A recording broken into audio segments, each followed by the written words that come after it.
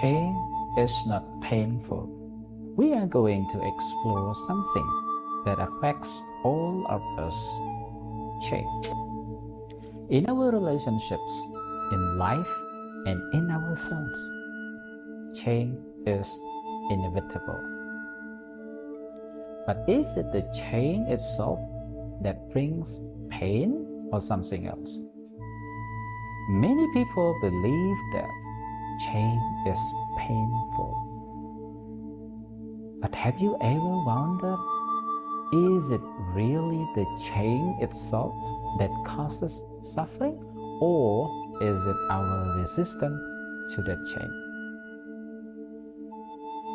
In Buddhism, we talk about impermanence, anicca. Life is constantly in motion.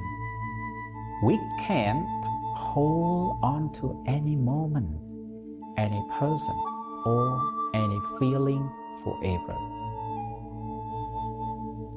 The Buddha teaches us that everything is transient, always moving and always shifting.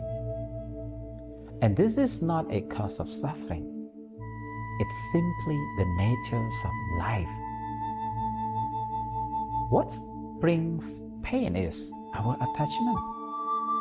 When we resist change, when we cling to things as they are, we think for them to stay the same. That's when suffering arises.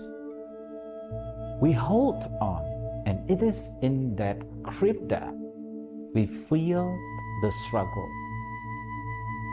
But when we let go, when we accept the flow of life and allow things to evolve, we find happiness. Think of a river. When you try to hold the water in your hands, it slips through your fingers. You can't stop its flow. But when you let your hands float along with the current, you become one with the river. Life is like that too. Change is not painful. Only our resistance to it is. When we let go of that resistance, we free ourselves to grow and find harmony. So, embrace change, knowing that it is a part of the beautiful rhythm of life. May you all be free from suffering.